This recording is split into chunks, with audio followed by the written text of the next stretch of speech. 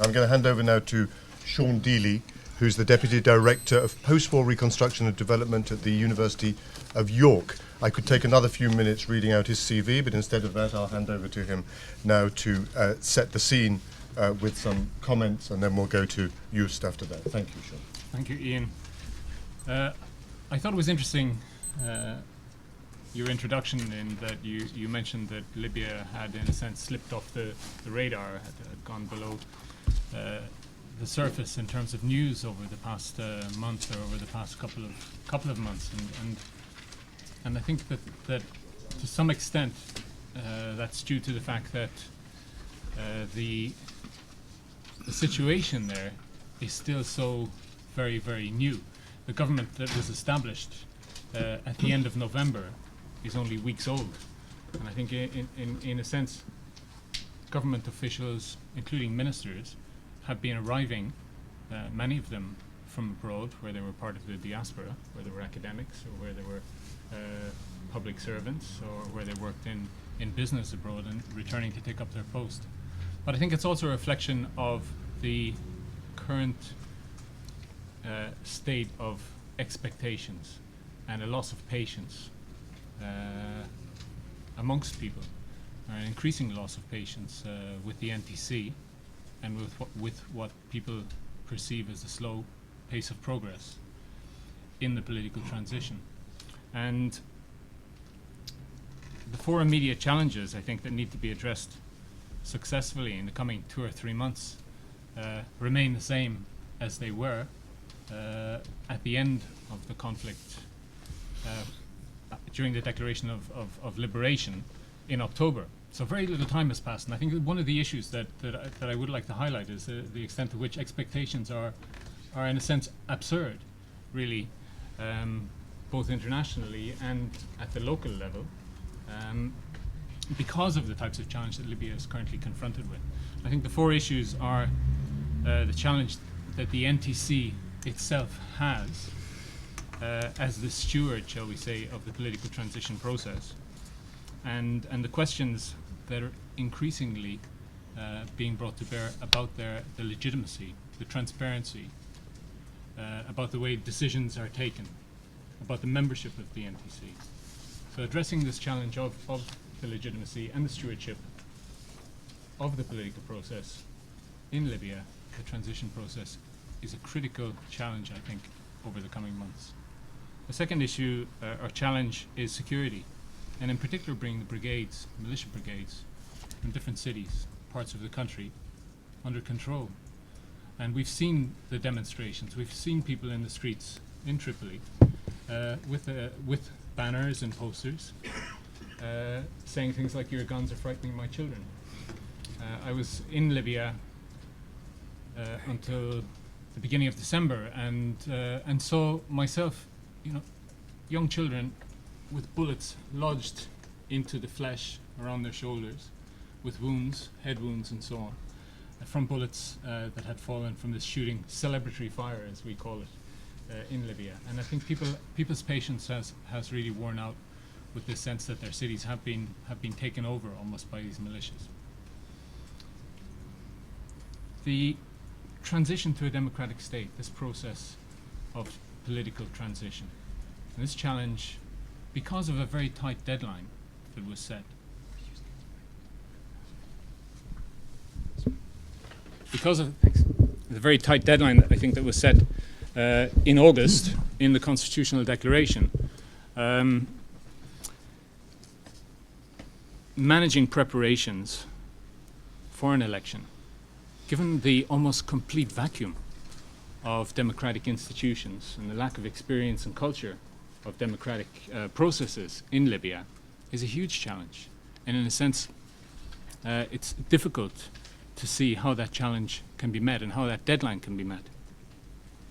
And then there's the question that what we heard most about from ordinary people, of course they're hugely interested in participation in the political process. They're enthusiastic. They want to have these rights that they've heard so much about. They want their voice to be heard and so on.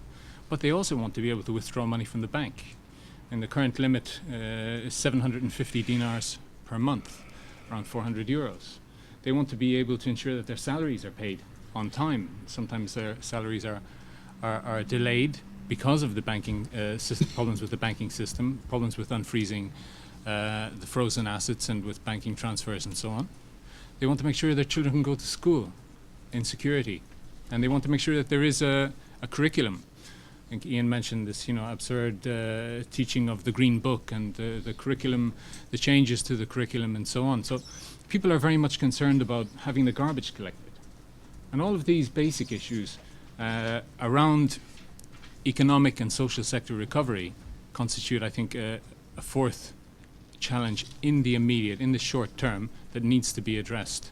I think if we're going to have, if we're going to be able to look at options for the future in Libya. I just want to say something about the electoral and constitution making process and about the timetable. The constitutional declaration in August of 2011 set out this timetable that within 240 days of the Declaration of Liberation, there would be an election. A National People's Congress or a National People's Council would be elected. And that effectively means that by the end of June, somewhere around the 23rd of June, that the election should take place in Libya. Now, they broke down the timetable, saying that, okay, within 30 days of the Declaration of Liberation, we would have a government appointed. And I think, given the extent of the divisions and the number of different groups, the number of different interests, the divisions at regional level, the different militias, the divisions between Islamists and secularists and so on, the fact that they were able to stick to that timetable and more or less within 30 days to appoint a government, I think is an important marker of their commitment to the timetable. Again, within 90 days of the Declaration of Liberation, they were to promulgate electoral legislation and appoint an election commission.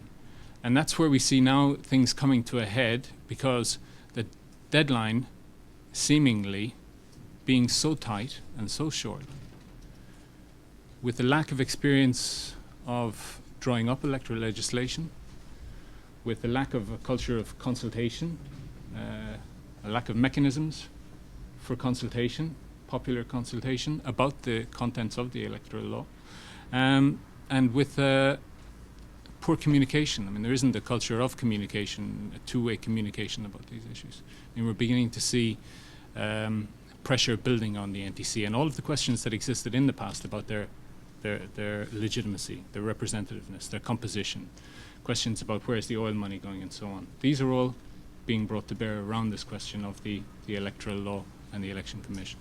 And I think looking forward, you have 5 months within which to prepare for the elections, and it will be an extremely difficult process and a challenge that I think Libya will struggle to meet with all the assistance in the world, given that there isn't a voters register, you don't have any experience of organizing electoral events like this, there are no political parties, and apparently there won't be if we're to understand the draft electoral law.